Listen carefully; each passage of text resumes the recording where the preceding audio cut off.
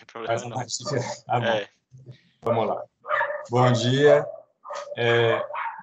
Sou Eduardo Dimitrov, professor do programa de pós-graduação em Sociologia do Departamento de Sociologia da UNB. Essa é uma aula aberta do curso Arte e Sociedade.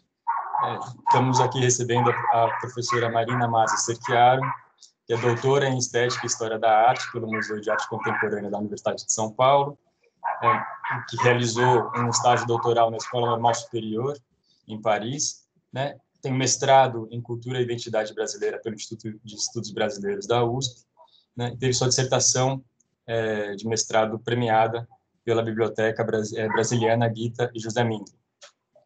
Ela é uma especialista em arte e gênero, teve uma tese linda, né, feita nessa área, arte e feminismos.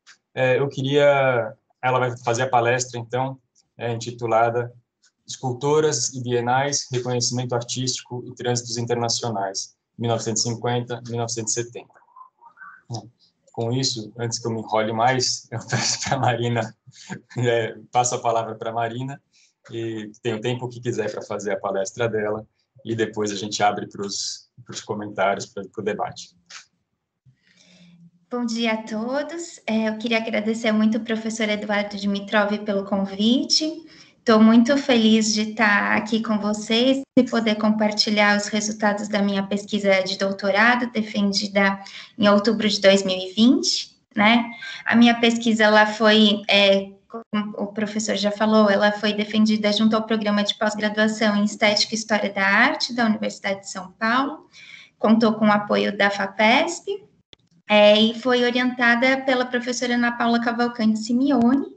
Ela se intitula Escultoras e Bienais, a construção do... Aí eu vou, então, agora compartilhar com vocês a minha apresentação. Vocês estão me escutando bem? Tá tudo certo? Tudo certo. Beleza. Então, eu vou aqui compartilhar a minha apresentação. Caso caia, por favor, vocês tentem me comunicar, tá bom?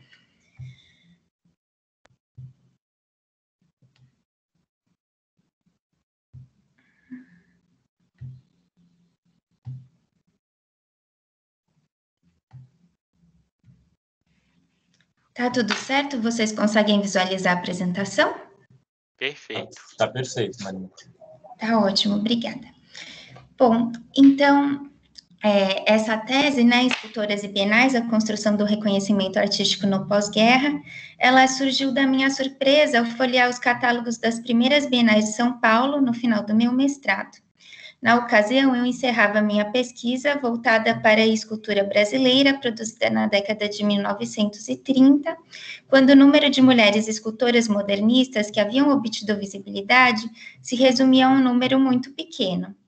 No entanto, o que aqueles catálogos revelavam é que em menos de 2 décadas, esse número mais do que quintuplicava. Então, eu coloquei essa imagem, né, com os catálogos, porque os catálogos foram realmente o ponto de partida da minha pesquisa. E aí eu pensei em fazer uma apresentação estruturada da seguinte maneira, aqui para vocês, né? Primeiro, vou apresentar em linhas gerais o que é essa tese, né? Aí, como a gente está numa disciplina de sociologia, de pós-graduação em sociologia, eu achei que seria interessante eu apresentar as minhas metodologias de pesquisa, né? Então, eu sou, né, doutora em Estética e História da Arte, mas também sou cientista social de formação, e a minha tese, ela mesclou tanto metodologias da História da Arte quanto da Sociologia. Então, eu vou trazer aqui o que eu acho que são as metodologias que têm maior interesse sociológico. E aí, depois, eu pensei em falar de 2 capítulos da minha tese, que eu acho que trazem mais as questões interessantes para a disciplina, né, que é a questão de gênero, a questão de centro e periferia, como que nacionalidade e gênero se articulam. E eu acho que isso a gente consegue ver melhor na minha tese em 2 capítulos. No primeiro, em que eu me dedico às premiações das Bienais de São Paulo e Paris, que é uma análise quantitativa e qualitativa, E o terceiro é em que eu trato da trajetória da escultora Maria Martins. Então, eu vou me debruçar um pouquinho sobre esses 2 capítulos. E, assim, no final a gente vai abrir para debate, para questões, mas também, se vocês tiverem alguma questão pontual, fiquem à vontade para me interromper e perguntar, tá bom? Bom. Marina, podia colocar em modo de apresentação para a gente ver o slide inteiro.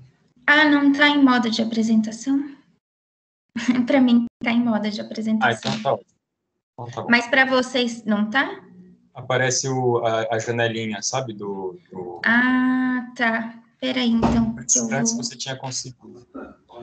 Espera só um minutinho que eu vou tentar.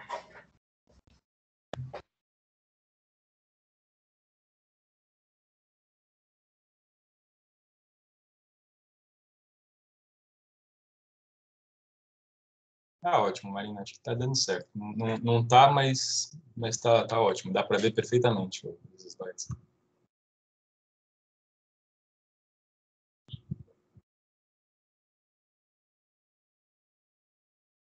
Ixi.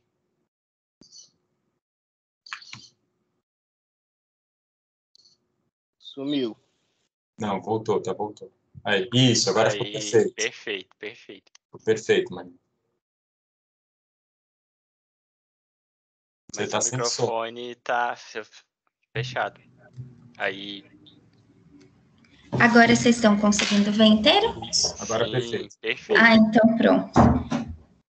É que eu tô super acostumada com o Meet, sabe? Agora, quando entra no Teams, aí a coisa fica difícil. Esses da USP estão usando o Meet. A gente está usando bastante o Meet. Bom, então, eu comecei a falar para vocês, né, que eu parti dos catálogos, e então, tendo em vista que tinha uma grande quantidade de mulheres escultoras que apareciam nesses catálogos das bienais, e levando em consideração as lacunas bibliográficas a respeito das escultoras atuantes no Brasil nas décadas de 1950 e 1960, eu resolvi investigar como essas mulheres construíram seu nome, tratando mais precisamente dos processos de reconhecimento artístico e de conversão do capital simbólico acumulado em prestígio. Eu busco, na minha tese, refletir sobre como a circulação internacional e as dinâmicas de gênero incidem nesse processo de construção do êxito. Para tanto, eu empreendo ao longo da tese uma análise das premiações das Bienais de São Paulo e Paris, de 1951 a 1967, e das trajetórias das escultoras premiadas, dando destaque para as brasileiras Lígia Clark, Maria Martins e Mary Vieira. Bom, eu gosto de pensar essa tese, né, como imagens de um caleidoscópio, como se determinados movimentos metodológicos e analíticos levassem à combinação de múltiplos fragmentos a respeito do reconhecimento feminino nas Bienais de São Paulo. E aí eu acho que essa imagem se torna ainda mais forte na obra Máquina de Ver, do Olafur Eliasson, que está em Inhotim, né, em Minas Gerais. E se vocês nunca visitaram Inhotim, eu convido a ir, né, quando passar a pandemia, caso faça uma viagem a Belo Horizonte, né, uma experiência muito marcante. E essa obra do Olafur Eliasson, ela é uma escultura em formato de cone, que fica em cima de um morro, né, e você pode apontar ela para qualquer ponto da paisagem. No horizonte você vê uma paisagem assim de serras, né?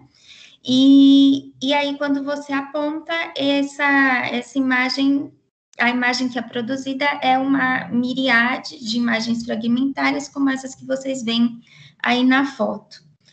E a ideia do Eliasson é justamente provocar novas visões de mundo e novas percepções. Então, para usar essa metáfora do Eliasson, eu entendo, né, que eu construí na minha tese uma máquina de ver, com base nas abordagens dos estudos de gênero, de circulação artística e das teorias de reconhecimento artístico. Apontei para um objeto, que são as relações entre escultoras e bienais, e a partir daí emergiram uma série de imagens fragmentárias que ajudam a repensar e construir histórias mais complexas e múltiplas a respeito da escultura do período e das bienais, à luz da contribuição das mulheres e dos seus trânsitos internacionais. Bom, então, em termos de metodologia de pesquisa, eu queria conversar aqui com vocês sobre 3 pontos que eu considero basilares e que têm forte diálogo com a sociologia, né? A primeira delas é a sociologia do reconhecimento artístico, que eu trabalho principalmente com as teorias, né, de 2 sociólogos espanhóis da arte, o Vicent Furió e a Núria Pech, e com as ideias, né, colocadas pela professora Ana Paula Cavalcante Simeone, minha orientadora, na tese dela de livre docência. O segundo ponto metodológico que eu queria tratar com vocês é a questão do debate centro e periferia nas décadas de 1950 e 1960 e a ideia de descentralização do mundo da arte. E, por fim, eu queria falar um pouquinho dessa perspectiva em escalas, que eu tento conjugar, né, metodologias quantitativas e qualitativas, e aí eu me apoio muito na historiadora da arte, Beatriz Joyer-Brunet, que foi também a minha orientadora quando eu fiz o estágio doutoral em Paris. Bom, então, começando pela sociologia do reconhecimento artístico, eu entendo o reconhecimento artístico a partir da definição do Vicent Furió, que ele define, e aí abre aspas, como a consideração socialmente construída do prestígio, excelência ou estima que se tem por algo ou por alguém, as formas de apreciação da arte e dos artistas. Bom, sendo fruto de um processo social, né, o reconhecimento artístico, no qual intervêm diversos agentes e instâncias, como pares, mercado, especialistas e o grande público, são muitos os critérios e juízos emitidos, o que leva à produção de valorações bastante heterogêneas, tornando os casos de unanimidade muito raros.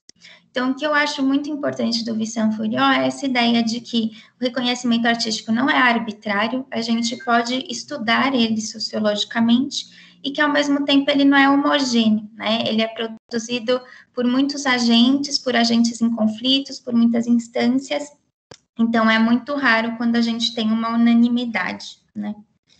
Ele oscila também muito ao longo do tempo. E a segunda teoria que eu acho bastante importante para o meu trabalho é a da socióloga Núria Pech. A Núria, ela se baseia no modelo do crítico de arte Alan Bones, que é de círculos de reconhecimento, e também das ideias da socióloga Nathalie Hennick. A partir dessas 2 teorias e do confronto com estudos de caso empírico, né? Então, a Núria, nesse livro, O Êxito em Arte Moderna, ela vai estudar, de fato, a trajetória de vários artistas modernos, principalmente estadunidenses e da Europa, e vai ver como, a partir desses diferentes casos, em que medida essas teorias se aplicam ou não, e aí ela vai desenvolver a própria teoria dela, a partir da confrontação das teorias do Bones, da Hennick e também desses estudos de caso dela. Bom, e aí, então, ela vai propor uma teoria nova do reconhecimento, que é a teoria dos 2 momentos de reconhecimento. O primeiro envolveria os pares, os críticos, os marchands e os colecionistas próximos, tanto em termos espaciais como de relação com o artista.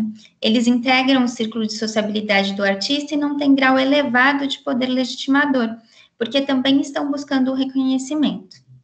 Esse primeiro momento, ele é imprescindível para que se chegue ao segundo, estruturado em torno do êxito de mercado, da entrada nos museus, do surgimento de publicações especializadas importantes e da difusão do nome do artista para o grande público. Então, essa tese da Núria, ela é muito interessante, eu utilizo muito ela na tese, mas ao mesmo tempo ela tem duas questões, assim, que eu acho que elas não se aplicava tão perfeitamente ao meu caso de pesquisa. A primeira é porque ela está trabalhando com artistas que são muito do centro do mundo da arte, né? Que são também os grandes artistas consagrados, né? E quando a gente vai falar de artistas que são situados em regiões mais periféricas do mundo da arte, como, por exemplo, o Brasil, a gente tem que pensar que as dimensões de reconhecimento não são as mesmas, né? Então, eu parti muito dessa questão. Pensar o reconhecimento no centro é diferente de pensar o reconhecimento na periferia, né? E uma outra questão era a questão de gênero, né? Que não dá para pensar o reconhecimento artístico dos homens da mesma forma das mulheres, né? E embora ela trouxesse algumas mulheres no trabalho dela, como a Louise Bourgeois, por exemplo, ela não discutia as implicações do gênero, né? De ser mulher para o reconhecimento artístico. Então, tendo em vista isso, eu acabei, eu acho que a gente precisa pensar o reconhecimento feminino a partir de outros termos também, né? E aí, para isso, foi essencial a tese de livre docência da minha orientadora, Ana Paula Cavalcante Simeone, em que ela justamente discute o reconhecimento artístico para artistas brasileiras cruciais para o nosso modernismo, principalmente ali dos anos 20, em que ela vai pensar, então, a construção do reconhecimento artístico da Tarsila do Amaral, da Anita Malfatti e da Regina Gomes de Graça. E aí, então, a Ana Paula, ela vai nos lembrar, né, que compreender o reconhecimento feminino envolve atentar para assimetrias de gênero que constituem a própria noção do artista moderno. Então, como ela afirma, a partir dos trabalhos de Pierre Bourdieu e Nathalie Hennick, ser artista moderna implicava não apenas em produzir um tipo específico de arte, mas também de forjar uma existência distintiva, uma vida de artista que fosse adversa e, ao mesmo tempo, contraposta à rotineira existência do bom burguês. E isso aqui foi uma citação do texto dela, né?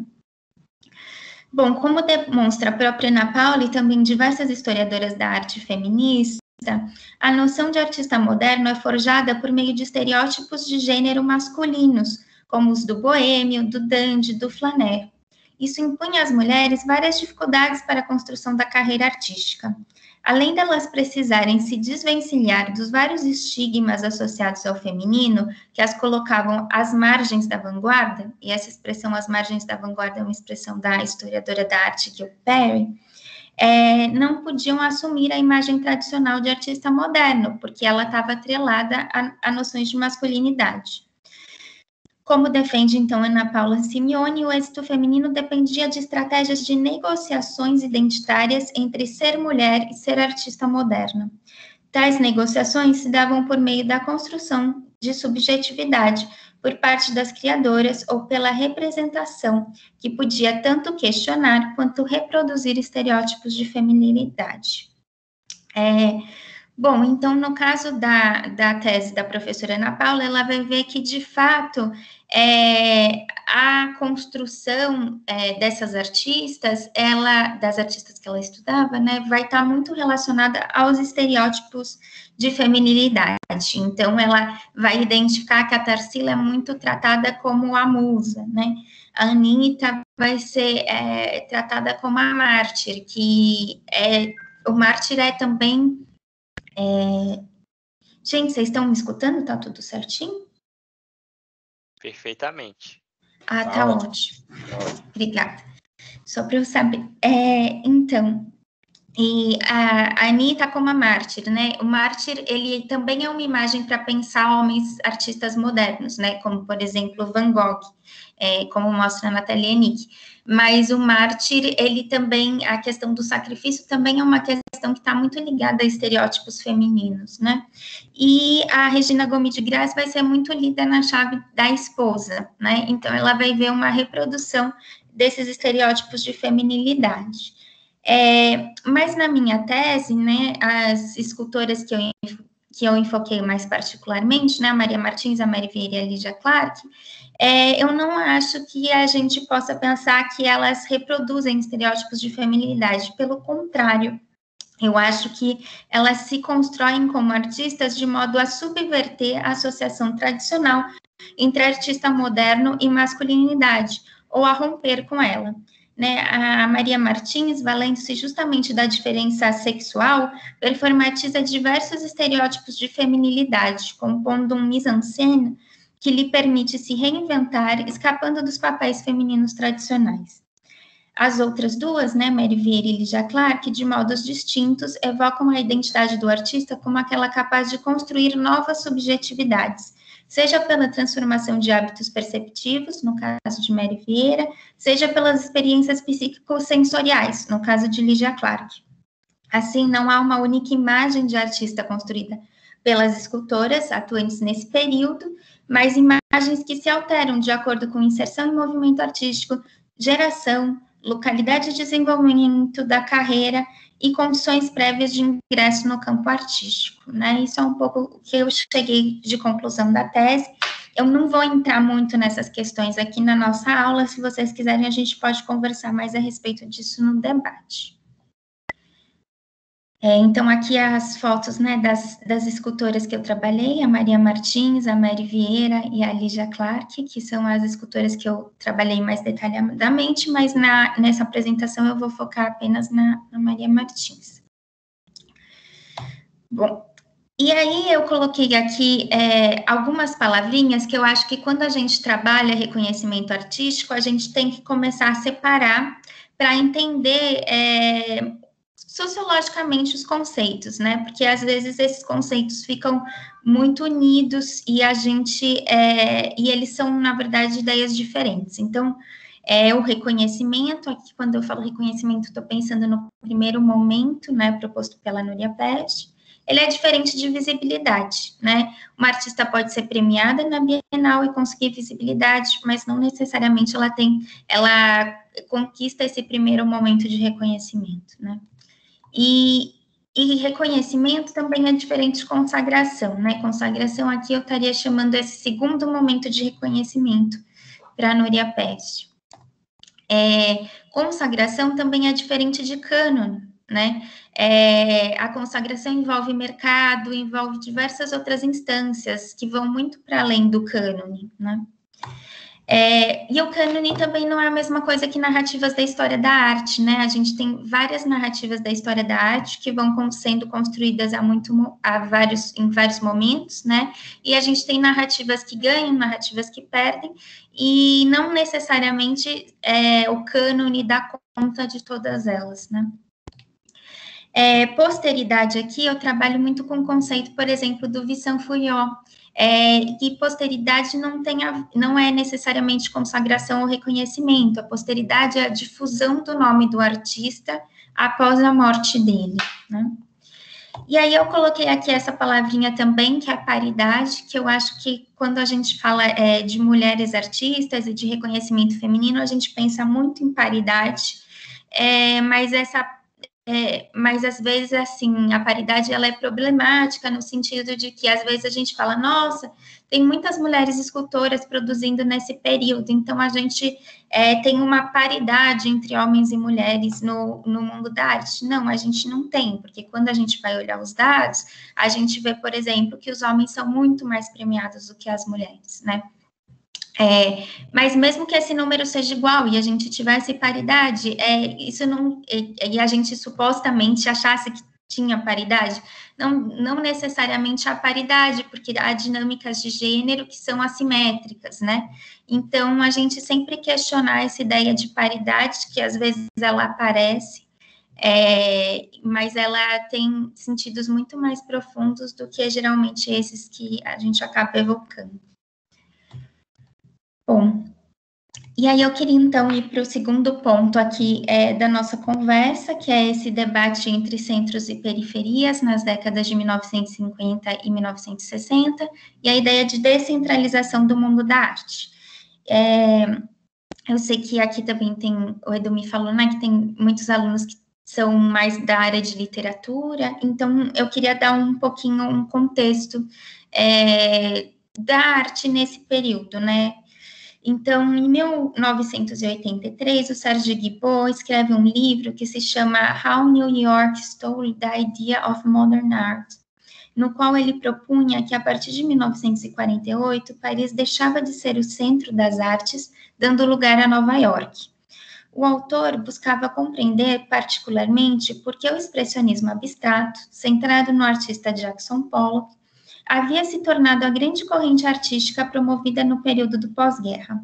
Segundo Guilbeault, essa escola teria, no final dos anos 1940, desbancado as demais correntes e emergido como uma arte independente de Paris, propagadora dos ideais liberais norte-americanos e, ao mesmo tempo, de caráter internacional e universal. O triunfo do expressionismo abstrato teria significado também o êxito do imperialismo norte-americano.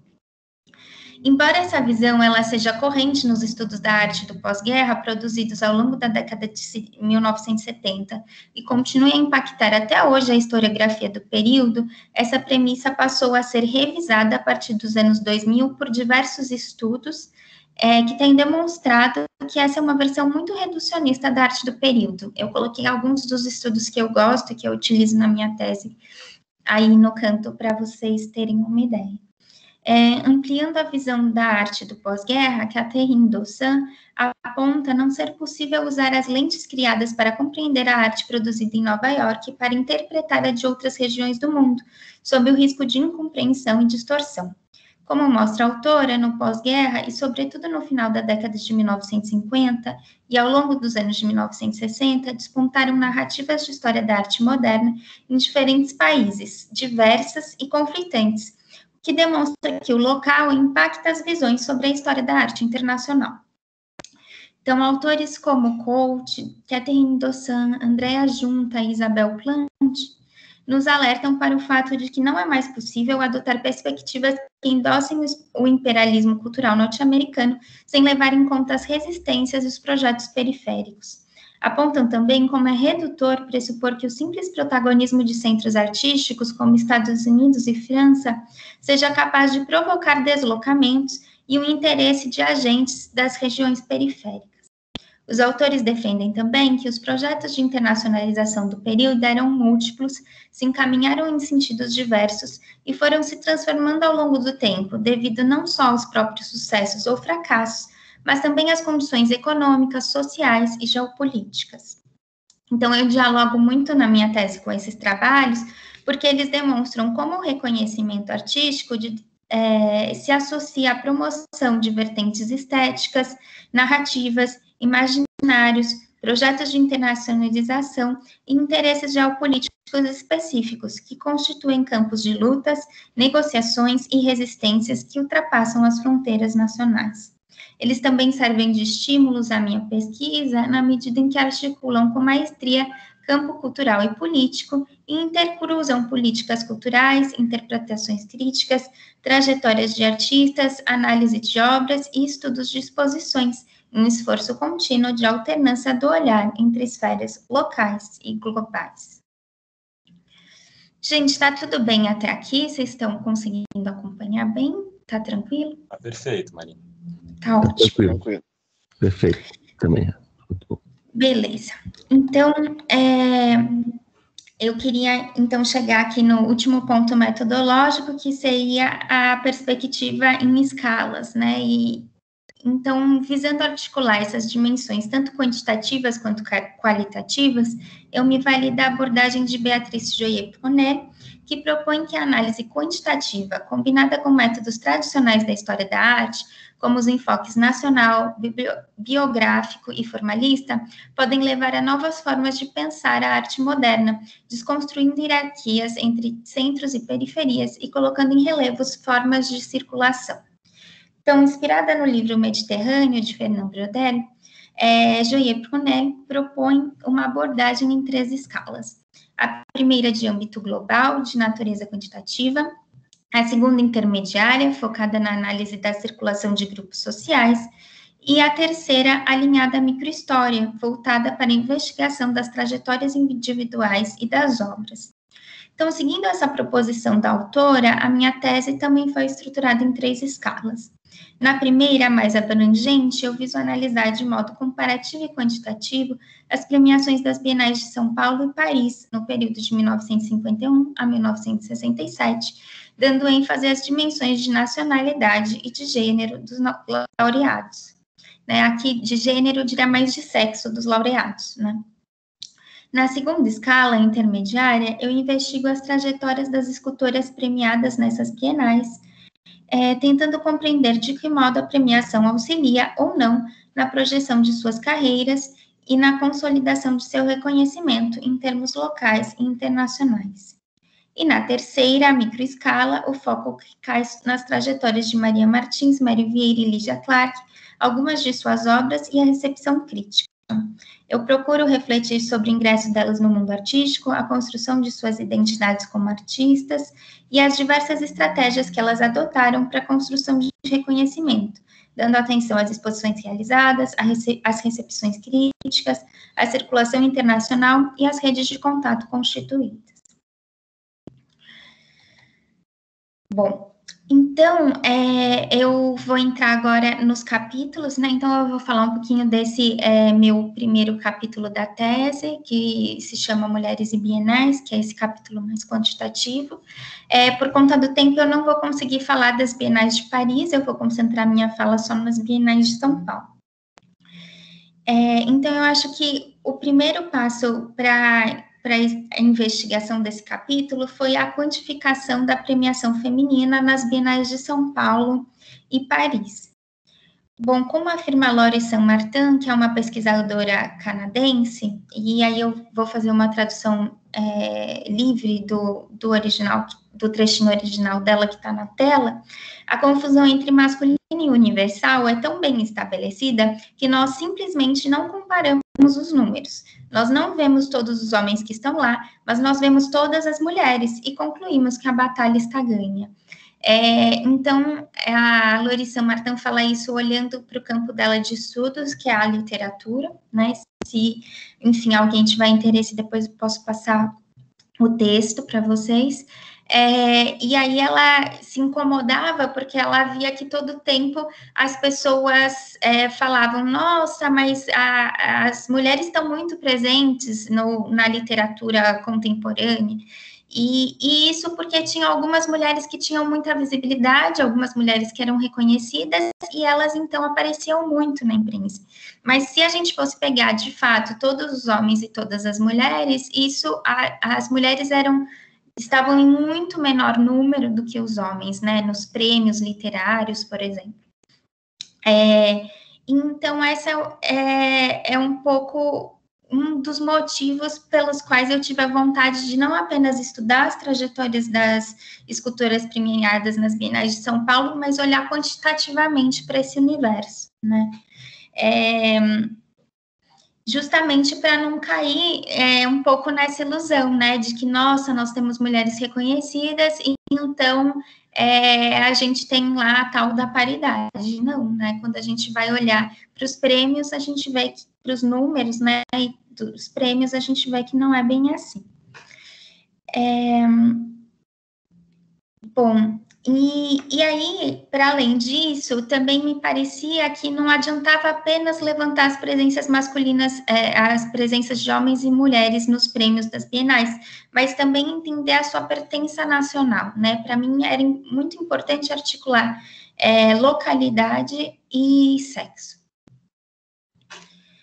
Bom, eu coloquei esse cartaz da Guerrilla Girls, que é um coletivo feminista de artistas, que elas fizeram para a Bienal de Veneza em 2005, né? Elas participaram do evento e elas tentaram, com esse cartaz, né, demonstrar o quanto a presença das mulheres artistas é pequena ao longo da história da Bienal de Veneza. Né? Então, vocês estão vendo aí alguns dos dizeres, embaixo elas trazem ainda outros dados, né?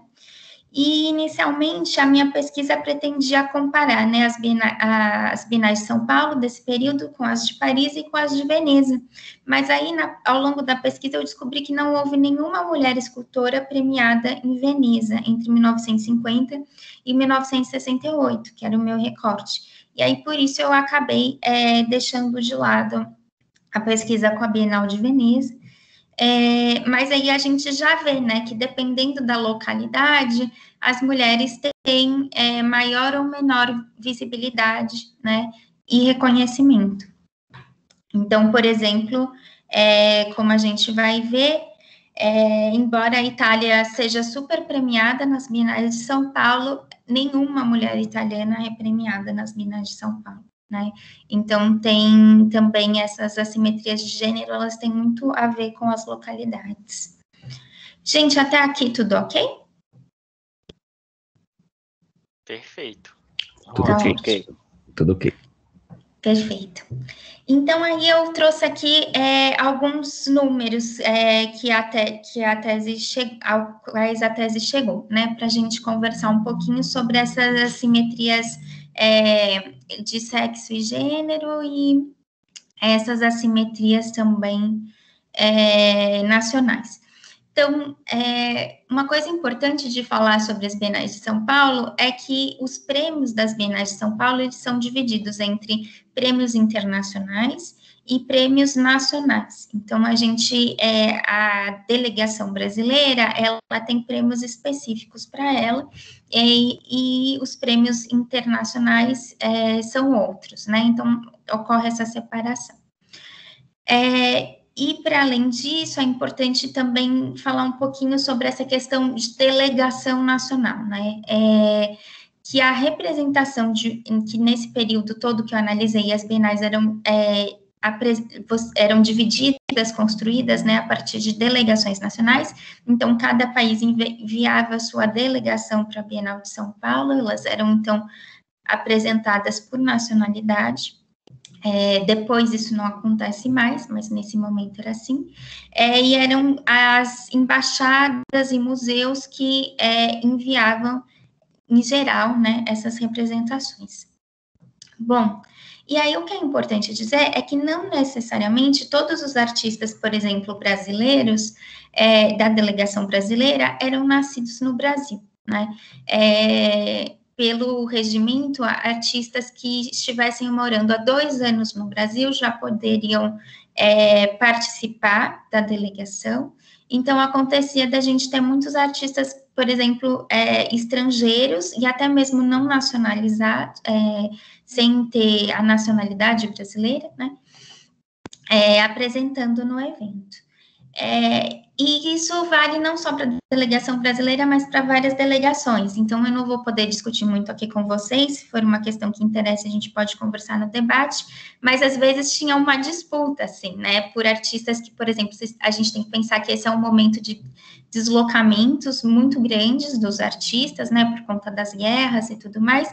Então, a gente tem artistas que às vezes moraram na França e nos Estados Unidos, desenvolveram carreiras nos 2 lugares, e aí tinha toda uma discussão de qual delegação poderia apresentar o artista, por exemplo, e a obra do artista, né? Então, é isso. Só para vocês terem uma ideia do que eu estou chamando de nacionalidade aqui, quando eu falo de delegações nacionais. Bom, e daí, então, quando a gente vai para essa questão das nacionalidades, a gente, ao longo das Bienais de São Paulo de 1951 a 1965, a gente teve 66 delegações participantes, mas só são premiadas 28. Então, a gente já vê aí que os prêmios, eles são assimétricos, né, em termos de nacionalidade. E aí, isso fica mais claro ainda quando a gente percebe que a Europa concentra 69% dos prêmios, né, os países europeus.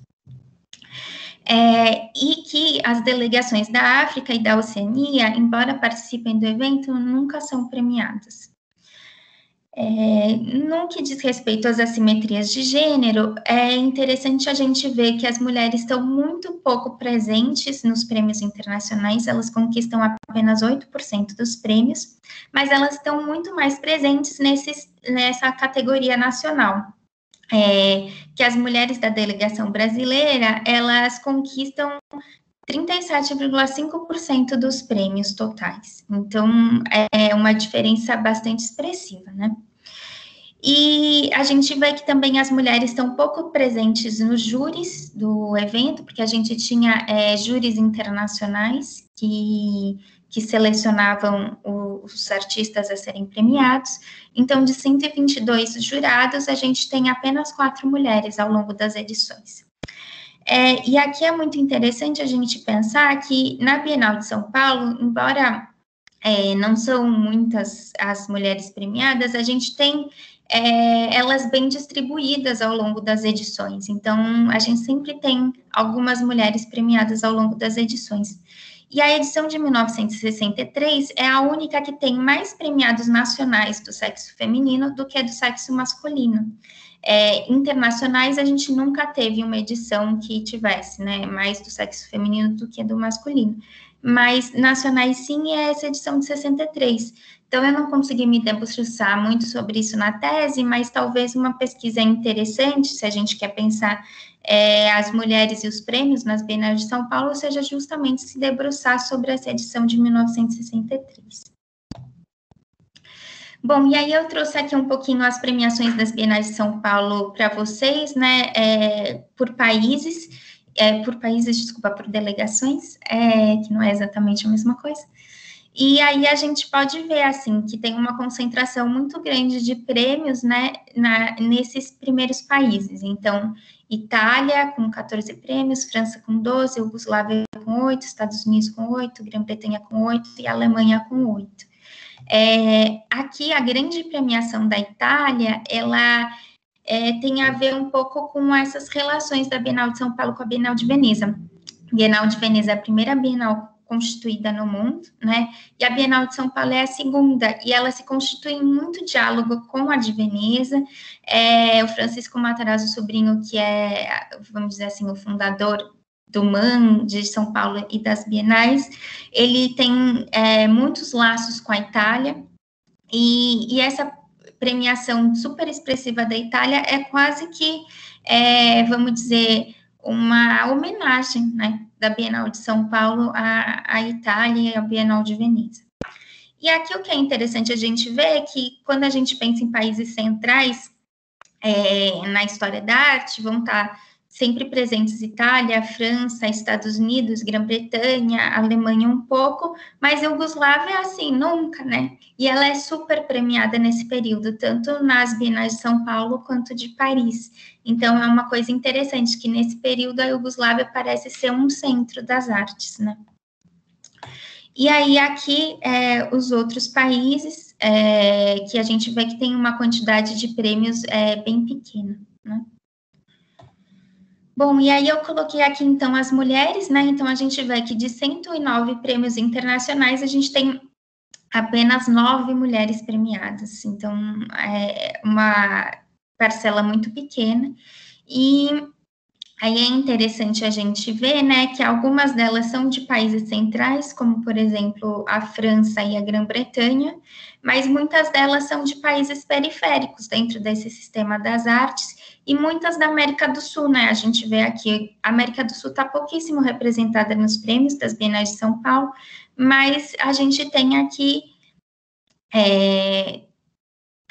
4 mulheres de 9, né, que são da América do Sul. Então, quer dizer, isso é muito significativo, principalmente quando daí a gente vai para as brasileiras, né, que a gente vê que tem uma quantidade muito maior de mulheres brasileiras premiadas. E aí, aqui eu coloquei os nomes delas, e vocês podem ver que muitas são premiadas mais de uma vez, né. Bom, então eu vou encerrar essa discussão desse primeiro capítulo, depois a gente pode voltar a ele no debate. Até aqui tudo bem? Alguém gostaria de pontuar alguma coisa, alguma questão, ou tá tudo certo?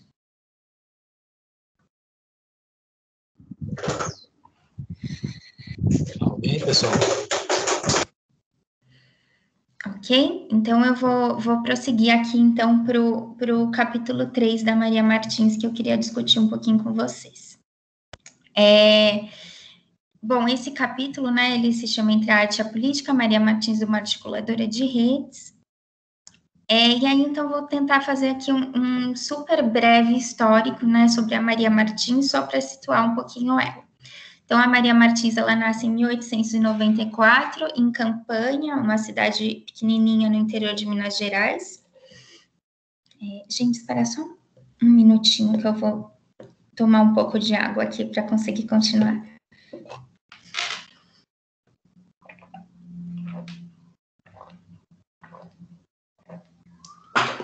Pronto. Bom, ela nasce, então, nessa cidadezinha de Campanha, em 1894, e ela nasce numa família não apenas de muitas posses, mas também que tem uma presença política muito importante. Então, para vocês terem uma ideia, o pai dela, ele é um político, né? Então, logo eles saem de Campanha e vão para Belo Horizonte por conta da carreira política do pai. Depois eles vão para o Rio de Janeiro. E depois ele acaba a vida dele como ministro do Supremo Tribunal Federal, né, do STF. Então, vocês imaginam, né, a importância política dessa família. Ele era um advogado, né? Então, a Maria Martins, ela vai ser criada como essas grandes meninas de elite. Então, ela vai fazer, por exemplo, cursar o Colégio Sion, em Petrópolis. Ela tem aulas de francês, de piano.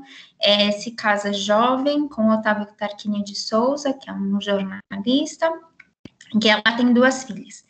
E aí, quando ela tem a segunda filha, ela decide que ela quer se divorciar. Isso é mais ou menos 1925. E então, a família é completamente contrária. E aí, dizem que numa viagem que ela faz com o marido à Itália, ela foge com as filhas para a França e abandona o marido. O marido retorna para o Brasil. E aí, e lá ela fica, né? E aí o pai dela, muito preocupado, pede que o embaixador Carlos Martins, que era alguém que ela já conhecia do Brasil, na época acho que ele estava em Londres, se não me engano, ele era diplomata em Londres, que ele vá até Paris para ver como que está a filha, como estão as netas, se elas estão passando necessidade, e ele vai e ele acaba ficando em Paris e se apaixonando por ela, né, pela Maria Martins, e eles acabam formando uma família. Bom, aí é um escândalo, a família dela vai para Paris para, enfim, tentar resolver a situação. O pai dela morre na viagem, ao mesmo tempo a filha mais nova dela morre de meningite, e aí quando eles chegam lá, o Otávio Tarquínio e a mãe dela, eles levam a filha dela que restou embora. E aí, então, ela começa uma nova vida com Carlos Martins, né, sem as filhas do casamento anterior, e ela viaja pelo mundo junto com ele, por conta da carreira dele. Ela mora em diversos países, até que ela se fixa em 1939, em Washington, nos Estados Unidos. Ele vai ser embaixador do Brasil nos Estados Unidos num período crucial aí, que é o período da política da boa vizinhança entre os 2 países. E aí a Maria Martins, ela já esculpia, mas ela vai de fato desenvolver uma carreira como escultora nos Estados Unidos, né, a partir de 1939. Então, eu coloquei aí na tela as imagens das obras que ela faz nesse início da carreira dela, né, entre 39 e início da década de 40. Então, a gente vê que ela produz uma escultura religiosa e também essas esculturas atreladas a ideias de brasilidade, né, que tem muito a ver, por exemplo, com as esculturas do Di Cavalcanti, que ela conhecia. Nesse período, nos Estados Unidos, o Portinari está sendo muito difundido, muito reconhecido, e ela vai, então, circular também muito bem as obras dela dentro desse circuito da política da boa vizinhança, né? Nesse momento, os Estados Unidos está comprando muitas obras latino-americanas para os seus acervos, né? E ela vai ser também adquirida e vai também participar de exposições latino-americanas nos Estados Unidos. Bom, mas ela poderia ter ficado nesse circuito aí da política da boa vizinhança, mas ela decide ir um pouco além e ela vai então para Nova York, entra em contato com artistas surrealistas, que são na verdade surrealistas franceses exilados em Nova York, e ela vai passar a modificar então a sua produção e produzir obras em forte diálogo com o surrealismo, que são essas daqui, e inspiradas em lendas, né, da Amazônia, mitos da Amazônia. É nesse momento também que ela vai ter uma relação amorosa com Marcel Duchamp, eles são amantes, e tem um super diálogo de trocas aí artísticas entre eles. E aí ela vai ser muito valorizada por essa crítica surrealista, né, desses franceses exilados em Paris, e então vai ser valorizada tanto por uma crítica que acontece nos Estados Unidos, quanto na França. Ela também chega a expor na França nesse período. O Breton, por exemplo, vai elogiar muito essa obra dela aqui, a Macumba, né? E aí o interessante é que essa crítica surrealista, embora ela seja elogiosa ao trabalho da Maria Martins, ela vai focar muito no caráter exotizante da obra, né?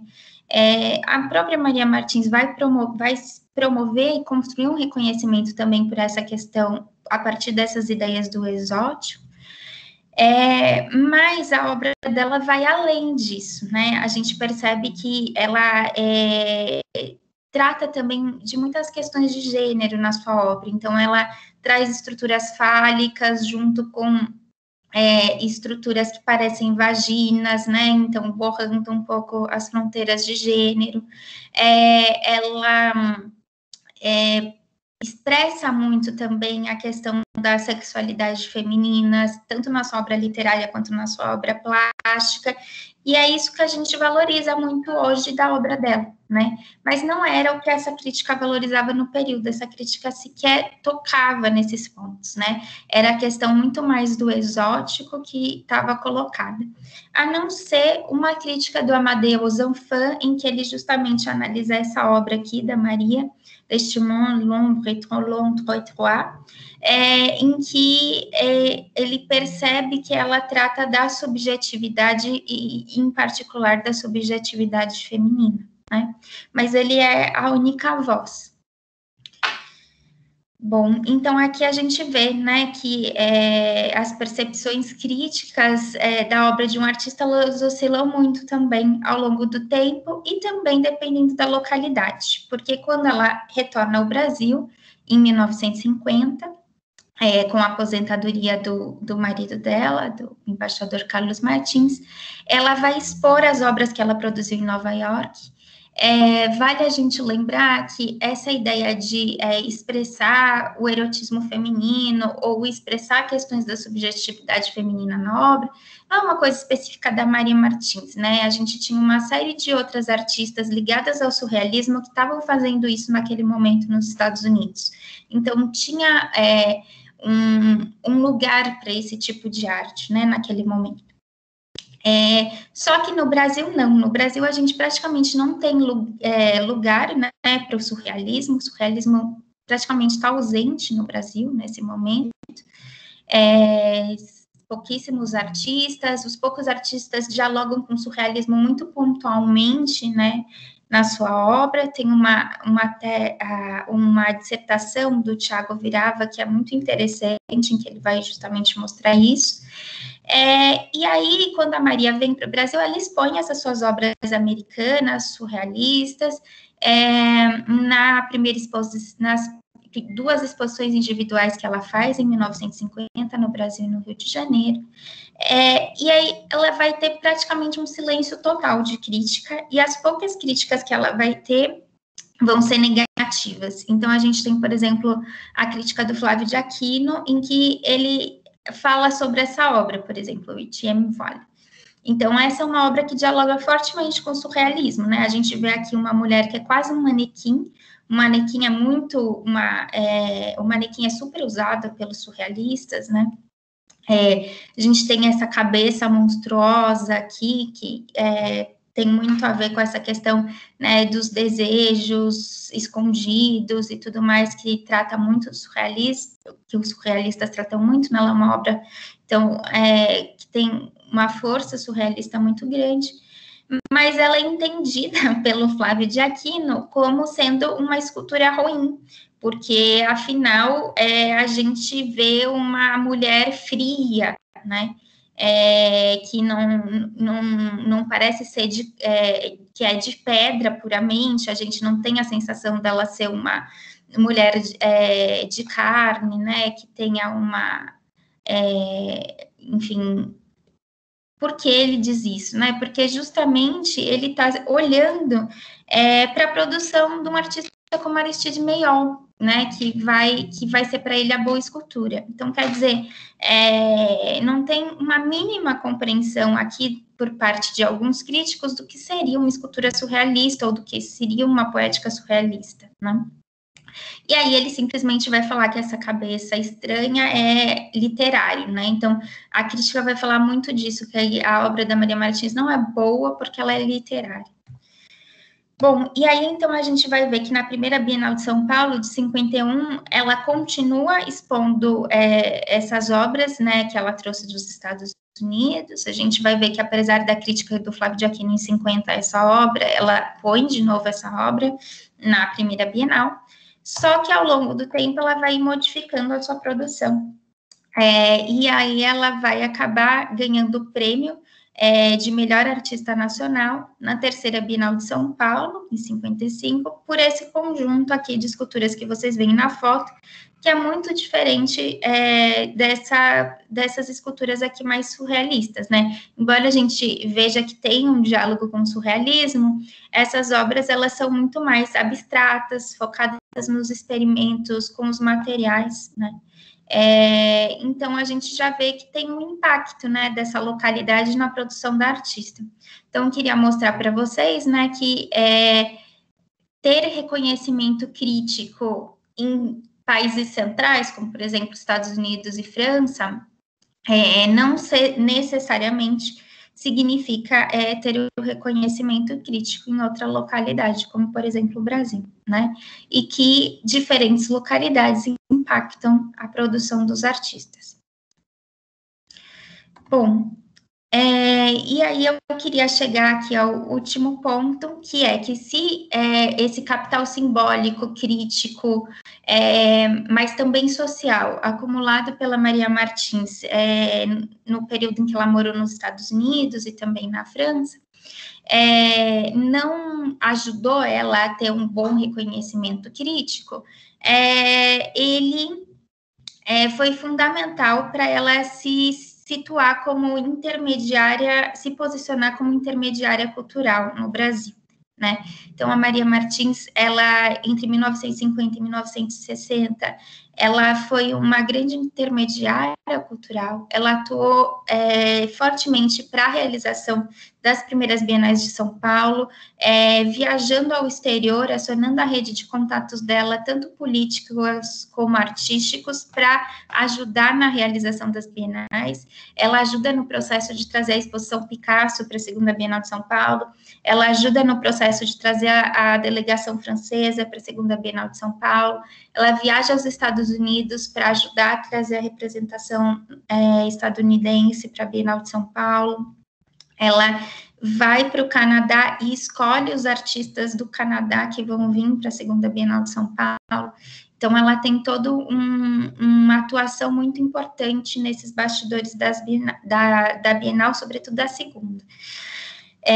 Ela também atua na construção do MAN do Rio de Janeiro, ela auxilia a Nilmar Muniz Sodré a adquirir obras para o museu, ela é conselheira do museu, ela doa obras para o museu e ela também escolhe algumas obras que vão constituir o acervo do museu.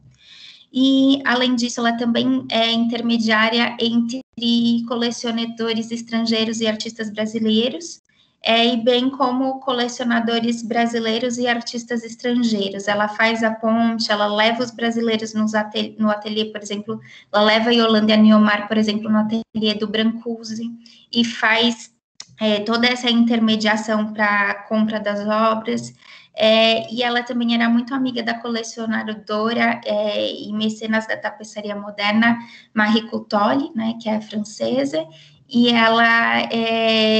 a Marie Coutoli vem para casa dela, e aí fica na casa dela, e ela leva uma série de artistas brasileiros para conhecer essa mecenas, né?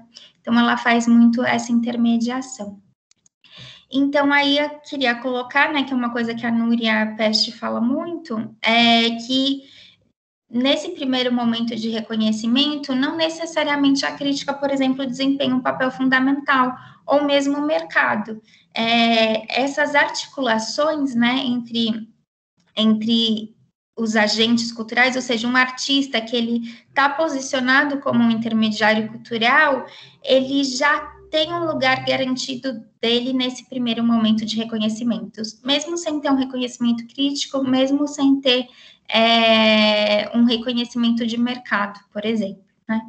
E é isso que eu acho que vai possibilitar muito depois, né, quase a partir dos anos 80, mas principalmente a partir dos anos 2000, a consagração da Maria Martins, né, que é uma consagração também bastante posterior ao primeiro momento de reconhecimento dela. Bom, então, daí, sobre essa nossa conversa dos centros e periferias, eu acho que o caso da Maria Martins é muito interessante para a gente ver como essa agente, né, consegue articular, consegue se posicionar e ajudar a articular toda uma rede cultural, né, entre Brasil e exterior. Lógico que tem muitos outros agentes que operam isso e que possibilitam a realização da Bienal de São Paulo, mas ela é um desses agentes, né? É isso, gente, que eu queria conversar com vocês hoje. Vou encerrar aqui o meu compartilhamento. Muito legal, Maria. Deixa eu ver só, vamos aparecer aí o...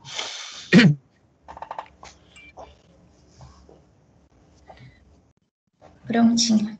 Pronto. Muito legal. Muito, muito legal. Acho que tem, para o nosso curso aqui, teve tudo a ver, né? Acho que dialogou com muitos autores que a gente trabalhou, né? Acho que para quem está acompanhando o curso, eu consegui reconhecer, né? Assim, muitos do que você citou a gente leu, né? A Beatriz a gente leu, enfim. E outros a gente, enfim, que eu vou até fazer algumas questões aqui. Vou abrir para o debate, mas eu vou me dar o direito de fazer a primeira questão. A primeira não, fiz algumas anotações aqui. Quer dizer, uma coisa que me chama a atenção no seu trabalho, mas essa ideia também de que há uma descentralização do sistema da arte, né? E que de fato há, né? A própria Bienal de São Paulo é um exemplo, né? De descentralização, de novos centros. Mas quando você quantifica lá os catálogos, eu fico com a impressão de que é uma descentralização, mas que reproduz a centralização, né? Assim, Desculpa, Edu, travou um pouquinho o finzinho da sua fala. Não, a hora que você faz a quantificação dos prêmios, por exemplo, fica evidente, uma coisa que eu queria que você comentasse, né? Há uma espécie de reprodução das centralizações, né? Quer dizer, os países que são mais premiados são os países centrais, né? Então, até que ponto até que ponto há, de fato, uma descentralização ou há reproduções, né, descentralizadas do centro, né? Não sei se ficou claro, quer dizer, a gente tem as premiações dos artistas nacionais, tanto é que é preciso fazer uma divisão, né, entre prêmios nacionais e prêmios internacionais, porque se colocasse só prêmios da Bienal, talvez os brasileiros não ganhassem, né? Ia ser uma Bienal de São Paulo sem premiação de brasileiros, talvez, né? Então, é preciso fazer uma reserva de mercado para os artistas nacionais, porque a força do centro é muito grande, né? Então, os artistas da Oceania são premiados, tá? São premiados. Quem é premiado são os mesmos países que são premiados na Bienal de Veneza, na Bienal de Paris, né? Então, assim, só para comentar um pouco isso, eu acho bem... Não sei se eu estou certo, né? Se eu estou com essa visão correta nessa primeira parte.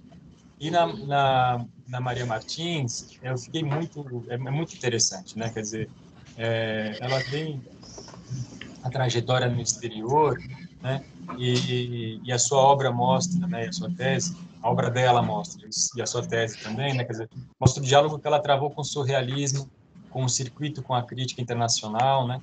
E nesse período ela circula como brasileira, mas uma brasileira tal como entendida pelos estrangeiros, né? Ou seja, exotizada. E quando ela volta para o Brasil, ela modifica a sua obra tentando se adequar a essa nova posição dela, a nova posição dela é de uma artista no circuito brasileiro. Essas duas coisas isso me faz pensar duas coisas, né? A primeira é até que ponto a gente pode pensar que a obra dela é representativa de uma arte brasileira, né? Nessa primeira fase, quer dizer, quando ela está no exterior. Porque a gente tem uma ideia, isso a gente viu com a Emma Retiers, no texto sobre literatura, mas que era sobre o autor, né, o autor nacional, e a gente tem uma ideia de que um autor nacional ele expressa necessariamente o espírito do povo, né, assim, o espírito do povo nacional.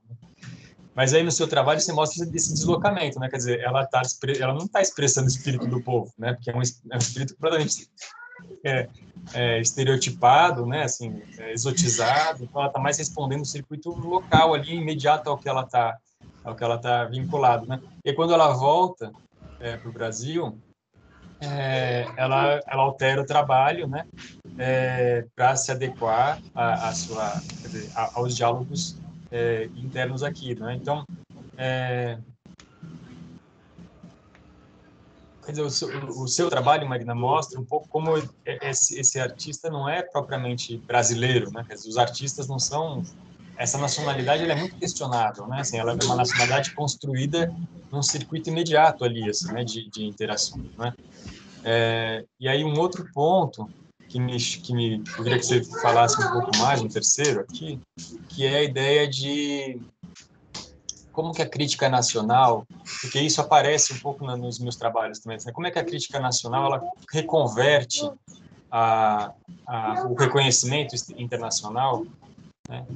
Abstraindo o conteúdo, né? Quer dizer, provavelmente, como você mostrou, né, o que chamava a atenção da crítica nacional não era o que chamava a atenção da crítica internacional do trabalho dela, né? Mas o fato dela ser reconhecida no exterior é também reconvertido aqui de alguma maneira, né? Não sei, isso que eu queria ver, se você falasse um pouco mais também, sabe? O que valorizam lá não é o que valoriza aqui, mas o fato de valorizar lá já dá um trunfo para ela aqui, assim, né? Quer dizer, já há uma espécie de reconversão da crítica, independente do conteúdo da crítica, né? Não sei se está claro. Minhas filhas estão aqui do meu lado, fazendo um barulhão, não sei se vocês estão escutando, mas isso atrapalhou um pouco o meu raciocínio. Eu queria passar, se não ficou confuso, você me fala, que aí eu repito, tento repetir. Você quer responder ou eu passo? Tem, acho que o Paulo. Oi, Edu, eu acho que eu posso responder primeiro, porque eu acho que são duas bem grandes, aí depois a gente abre. Tá ótimo. Então, sobre a descentralização, acho que é uma questão super legal que você colocou e que, na verdade, é uma pena que eu não tenha trazido os dados de Paris para a gente poder discutir junto, porque eu acho que assim, de um lado tem uma reprodução das centralizações, porque tem a questão do poder do centro, né? E a gente vê o poder do centro muito forte, quer dizer, Itália está lá, Paris está lá, Estados Unidos está lá, né? Estados Unidos a gente tem que pensar que é um país que está se construindo como central nesse momento, né? Ele não era, ele está se construindo como, quer dizer, se consolidando como centro. Mas olha que interessante, nas Bienais de Paris, o Brasil é um dos países mais premiados. Então, quer dizer, nesse momento, o Brasil realmente está se construindo como um centro, né? Eu não cheguei a levantar esses dados para Veneza, né? Mas a gente tem artistas brasileiros premiados em Veneza. Então, quer dizer, e eu acho que a Bienal tem um papel fundamental nessa grande premiação do Brasil nas Bienais de Paris, né? Porque ela está ajudando a construir circuitos ali de visibilidade e reconhecimentos para o Brasil internacionalmente, né? Um outro país, por exemplo, como o Japão, né, que é um centro que está se constituindo no período, ele é relativamente bem premiado nas 2 bienais, né, ele não está entre os países mais, mas ele está ali perto, né, com 6 prêmios, se não me engano, nas 2 bienais. Então, quer dizer, você tem aí centros emergindo, né? Agora, se esses centros conseguem se solidificar, não, é um momento num período histórico, né? Então, eu acho que tem essas coisas que a gente tem que ver, que tem essa coisa da macrohistória, que são essas tendências que se afirmam ao longo do tempo, e tem aquelas outras que surgem provisoriamente ali, num período, num contexto, né? E eu, sinceramente, por exemplo, a Argentina é um país também que está se colocando como centro nesse período, né? E eu, sinceramente, acho que no caso do Brasil e da Argentina, esse centro que vai se construindo, mas acaba não se consolidando como uma tendência ao longo do tempo, efetivamente, tem muito a ver com as nossas situações políticas e as nossas ditaduras militares, né? Eu acho que é muito claro isso, né? Então, eu acho que a gente tem que pensar que tem processos de construir novos centros e de descentralização, mas que a longo termo, né, ao longo do processo histórico, isso não necessariamente se efetiva. Bom, e aí sobre a questão da Maria Martins, o que eu acho? Eu acho que, do ponto de vista da crítica em si, olha, quem é uma crítica, por exemplo, que vai ser favorável a ela? O Murilo Mendes, surrealista, sabe? Então, assim, eu acho que a crítica não consegue perceber, de fato, porque o surrealismo não tem lugar no Brasil nesse momento, sabe? As poucas vozes a favor dela na crítica de surrealistas, na verdade, do Murilo Mendes, sabe? O próprio Mário Pedrosa vai fazer uma crítica horrível em relação a ela. E aí, não é porque ele não compreendia o surrealismo, ele compreendia muito bem o surrealismo, mas é porque ele não tinha interesse na promoção da obra dela naquele momento, porque ele estava promovendo outros artistas, outras estéticas, né? É um momento, por exemplo, que ele está batendo muito na questão do informalismo, né? Ele está muito contrário ao informalismo nesse momento, e aí é um momento, então, que ele vai ver que essa coisa da individualidade da obra dela, voltada para questões, enfim, da própria subjetividade, não eram interessantes para ele naquele momento. Ele vai fazer uma crítica muito ruim, pejorativa até sobre ela. E aí o que eu percebo, como ela de fato reconverte o capital simbólico dela acumulado no exterior, nesses outros processos, se posicionando como intermediária cultural, conseguindo participar das bienais, conseguindo adquirir encomendas públicas, como por exemplo, para Brasília, né? Não vai ser pela crítica. E o mercado, ela só vai ter uma boa acolhida do mercado mais significativa, assim, eu acho que é lá pelos anos 80. Eu não cheguei a pesquisar muito o mercado, mas nos anos 80 a gente vê, de fato, uma valorização de mercado da obra dela, né? Até porque, assim, ela era muito rica, então ela não tinha muita preocupação em vender obras, né, em construir o nome dela no mercado. Ela doava muitas, ela falava assim, às vezes um museu queria comprar a obra dela, e aí ela doava. Outros momentos, por exemplo, ela trocava, então, se queriam comprar a obra dela, ela queria outra obra para a coleção dela, então ela trocava, pedia a obra de um artista em troca da dela. Então, assim, não tinha tanto uma preocupação de mercado, mas eu não cheguei a fazer uma pesquisa sobre isso. Isso seria interessante de fazer, porque ela tem obras, ela vai sendo musealizada em muitos museus estrangeiros, não só nos Estados Unidos. Então, seria uma coisa que tá para pesquisar, né? Que eu não consegui entrar muito profundamente. Acho que é isso, Edu. Não sei se eu respondi.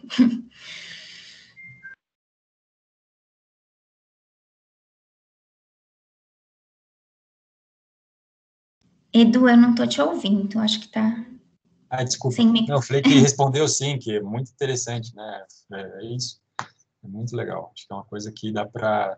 Não tem fim mesmo, né? Assim, aí você vai para as musealizações, você vai para outros indicadores, né? De circulação, Paulo, você queria falar? Sim, professor.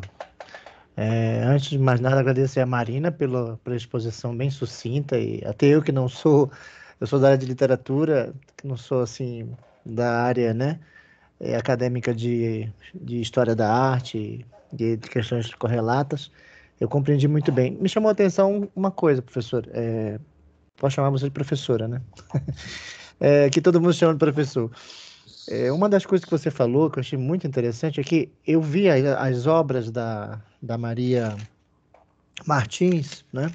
Acho que você projetou, e eu percebi realmente que o foco havia outros subfocos, né? Gênero, sexualidade, a questão da sexualidade feminina, que vão muito a favor da questão das características do surrealismo, né? Que é muito aquela coisa do pensamento livre, das cenas irreais, né? Da valorização do inconsciente. E a crítica só enxergava o exótico, né? Foi o que eu percebi na sua exposição. Essa contradição entre o que realmente as obras tinham como, né, como essa valorização do inconsciente, como essa expressividade espontânea que claramente a Maria Martins, né, mostrava, e que a crítica surrealista, né, reconhecia, não eram vistas por uma ótica de quê? Por que a crítica enxergava só o exótico? Era uma espécie de você tentar cercear ou não enxergar o que deveria enxergar, ou era uma questão de estilo de época? Porque na literatura ocorreu muito isso, né? O surrealismo no Brasil tinha essa característica também.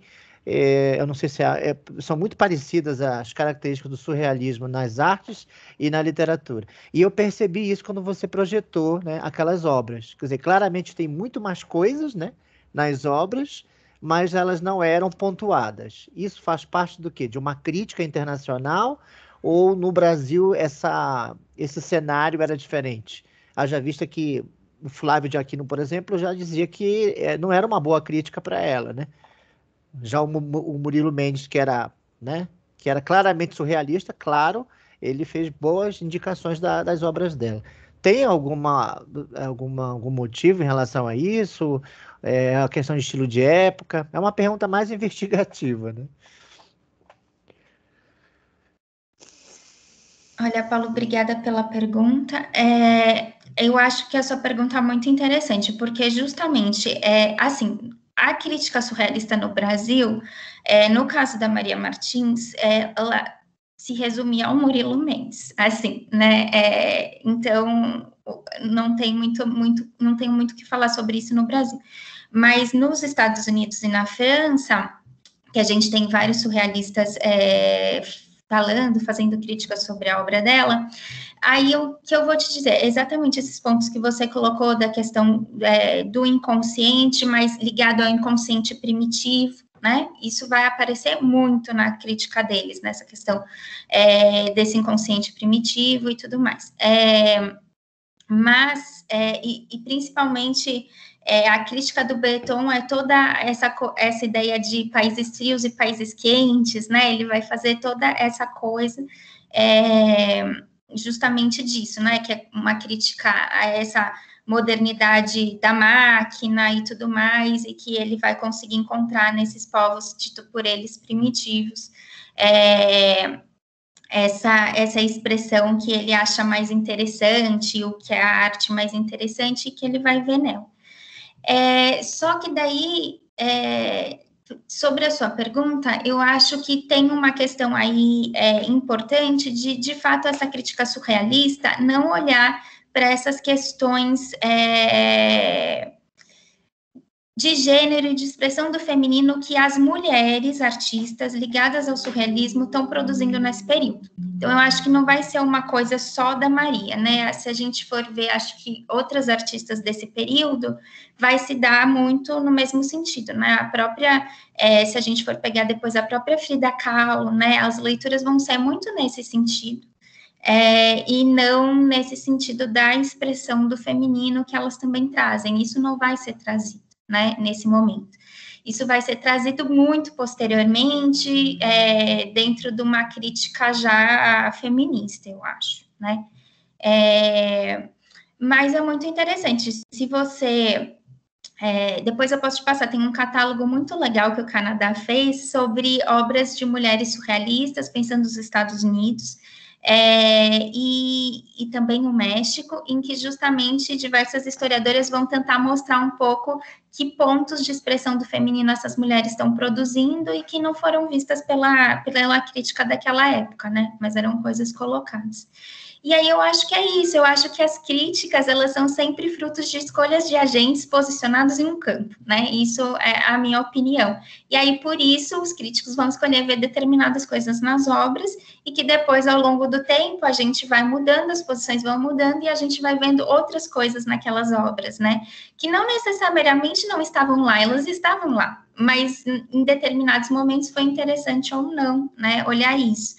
E, para além disso, eu defendo também na tese que tem toda uma questão, uma relação um pouco com o informalismo, com algumas obras da Maria Martins, de colocar questões gestuais que estavam ali e que as pessoas até hoje, tipo, não notaram, né? A relação dela com Jacques Lipsch, que foi o professor dela.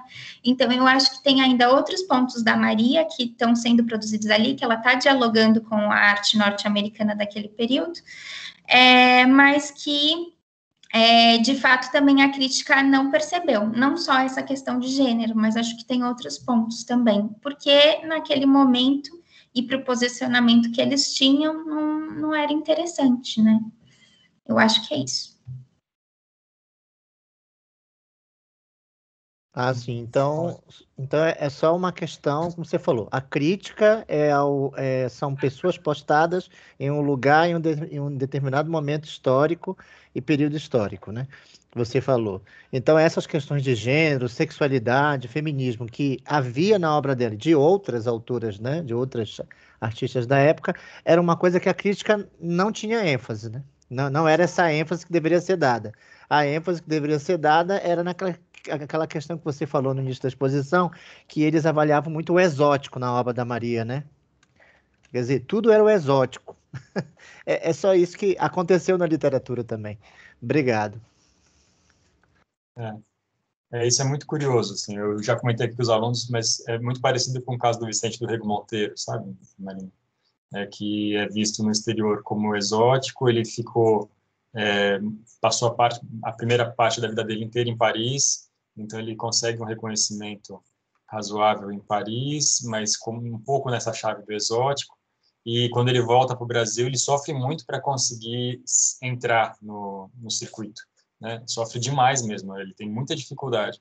E ele só vai ser incorporado como cânone na nossa história da arte brasileira, como, né, o primeiro modernista, né? Mas se a gente olha a trajetória dele, quando ele era modernista, ele não era brasileiro, né? Ele não morava aqui, ele tinha saído daqui com 11 anos de idade, né? Então, quando ele produz as obras mais modernistas, ele não estava no circuito brasileiro, né? Então, até que ponto é possível falar de um modernismo brasileiro do Vicente do Rego Monteiro se ele não estava dialogando com os artistas brasileiros, né? E quando ele tentava dialogar, ele não tinha muita, enfim, muito diálogo, né? Interessante, assim. A Ana quer fazer mais uma questão? A Ana Avelar? Sim, Oi, professora ter apresentado a tese. Realmente, como o Flá falou, muito interessante e muito rica, né? A gente pode... É bem um caleidoscópio mesmo, né? Há várias perspectivas.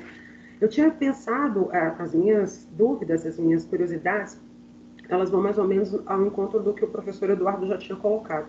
No capítulo 1, quando a senhora fala que das assimetrias de gênero, o que eu observei, aí a minha pergunta para a senhora, diga se é isso mesmo, havia uma hierarquia entre nacionalidades, gêneros e modalidades artísticas, e elas se entrelaçavam. Então, assim, me parece que essa assimetria de gênero, também havia hierarquias de nacionalidades, também havia hierarquia nas modalidades artísticas e havia um entrelaçamento dessas categorias. Né? Assim, eu queria que a senhora confirmasse se era isso mesmo, né? no período estudado. A outra questão que eu pensei também tem a ver com representatividade. Eu vi uma fala da professora Ana Paula Simeone numa entrevista, e ela disse que representatividade... nem sempre implicaram visibilidade, né? Representatividade e visibilidade nem sempre estão juntas. A senhora diferenciou reconhecimento de visibilidade. Mas nesse período, no período estudado, as artistas, elas tinham representatividade e visibilidade, tá? Conjugavam essas duas, que estavam expondo, né? Mas também tinha representatividade. Então, essa seria uma segunda questão. E a terceira que eu fiquei curiosa, porque assim, eu queria saber se a senhora continua com a pesquisa com relação a outros tempos, porque no final da tese a senhora já fala um pouco da Maria Martins na década de 90, de 2000. Então, assim, eu fiquei curiosa de saber se há uma continuidade dessa pesquisa com relação à contemporaneidade, por exemplo, agora, e se pretende ou se vem fazendo, e se, caso a senhora tenha feito, há alguma mudança, assim, houve maior ou menor, né? Eu pergunto isso porque na aula passada com a professora Ana Letícia, a gente viu, ela explicou a preponderância do mercado nessa visibilidade, no reconhecimento. E com a tese da senhora hoje, a gente aprendeu que a instância institucional também tem um peso enorme, né? O espaço museal, o espaço da instituição, ele também tem um peso enorme. E aí eu fiquei pensando, será que hoje, assim, o espaço museal, ele tem esse peso todo, ele assume esse peso todo nesse reconhecimento também? A senhora, de certa forma, já começou a responder, né? Quando eu falei um pouco do professor Eduardo. Então, era isso. Obrigada. Oi, Ana Luísa, muito obrigada pela pergunta. Eu só ia começar falando que eu não sou senhora, não. Eu sou também recém-doutora, e não precisa me chamar de senhora, por favor. Inclusive, muito mais novo que eu, mas é assim, eu acho que a relação, a própria situação, a gente acho melhor, mas obrigada. Estou muito mais próxima de você do que... inclusive, enfim, fala professora por conta da palestra, mas, enfim, eu não sou professora também, né? Atualmente eu sou pós-doutoranda, na verdade. Recém-pós-doutoranda. Bom, então acho que você tocou em pontos muito interessantes, Ana. Então, vou começar do início da sua pergunta. Então, essa questão das articulações entre nacionalidade, né, gênero, que daí eu estou medindo pela categoria sexo, né, que não é o mais correto, mas é o possível de fazer com a documentação, e modalidades artísticas, né? Essa sua pergunta é muito legal, porque eu não trouxe aqui a questão da modalidade, né? Mas, assim, é muito interessante a gente ver como também tem diferenças no caso das modalidades artísticas. Então, por exemplo, a maioria... Porque também tem uma diferença nos prêmios das bienais, que tem os prêmios regulamentares, em que o artista é premiado e ele ganha uma quantia em dinheiro, e os prêmios de aquisição, em que o artista, na verdade, ele é premiado e daí uma obra dele é adquirida para o museu. No caso, era para o MAN São Paulo, principalmente, né? E também para o MAN do Rio de Janeiro. E aí, o que acontece? O prêmio regulamentar, ele é um prêmio muito melhor visto pelos artistas do que o aquisição, pelos artistas, pelo júri. Então, os artistas considerados, assim, mais importantes eram prêmio regulamentar, os outros eram prêmio aquisição. Interessante pensar, né, que justamente o prêmio que ia para o museu era o menos valorizado, mas, enfim, era uma quantia menor. Às vezes, por exemplo, eles tinham muito problema que no exterior, quando eles queriam dar prêmios à aquisição, às vezes o prêmio era tão baixo, o valor do prêmio à aquisição, que não comprava a obra do artista estrangeiro que eles queriam adquirir para o museu. Então, tinha vários problemas quanto a isso. Mas aí é muito interessante ver que no caso das mulheres, se a gente for para gravura e escultura, por exemplo, prêmio regulamentar e aquisição não tem grandes diferenças. É muito parecido com os homens, tipo a quantidade de mulheres que vão para prêmio aquisição e regulamentar não tem uma diferença expressiva entre os prêmios. No caso dos homens, nunca tem uma diferença expressiva entre os prêmios, né? Agora, no caso da pintura, isso é muito expressivo. Tipo, você vê claramente que tem poucas mulheres sendo premiadas em pintura na categoria regulamentar e um monte de mulheres sendo premiadas em pintura e aquisição, assim, um monte proporcionalmente, né? Então, o que parece que era o movimento? Na pintura, se a mulher era boa e merecia ser premiada, aquisição, não regulamentar.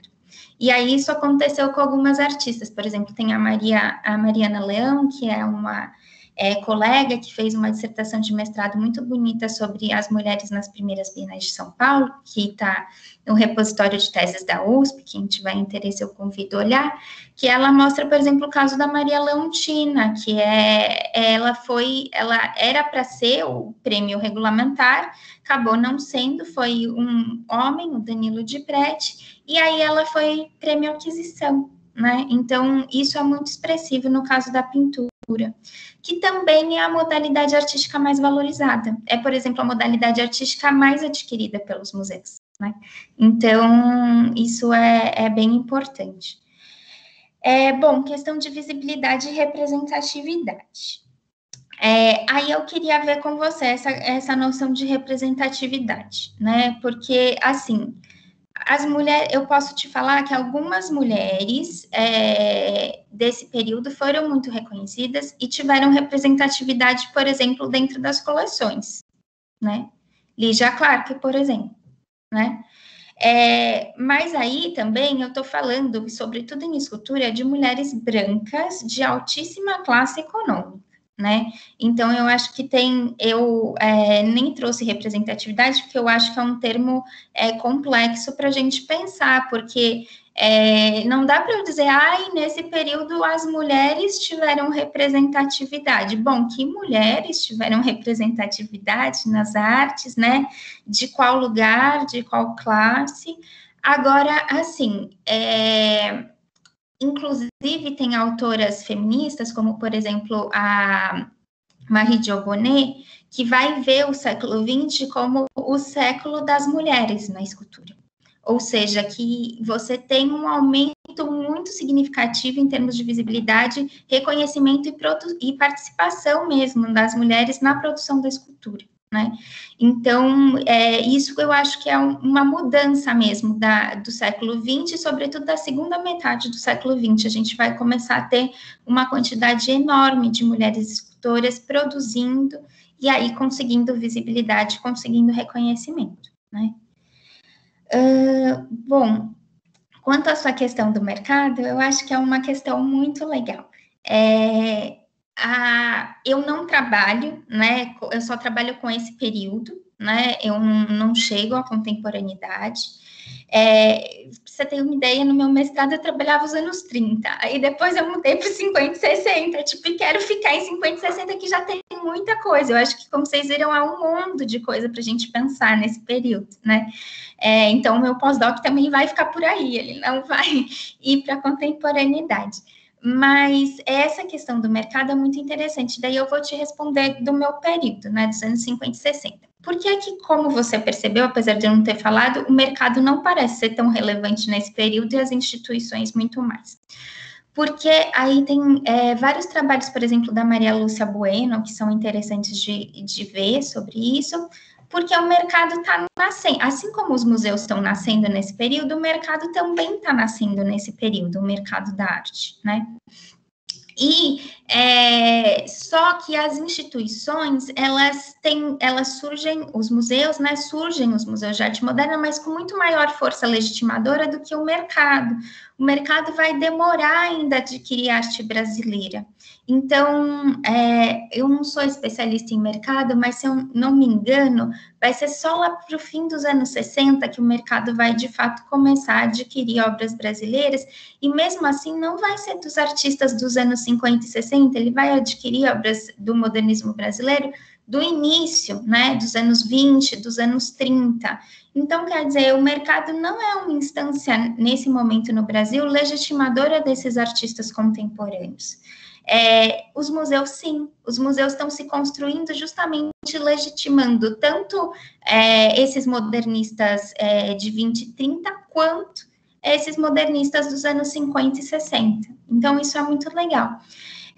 O que, por exemplo, é muito diferente da França, em que os museus estavam valorizando muito esses artistas enfim, modernistas mais históricos, e os artistas contemporâneos circulavam pelo mercado.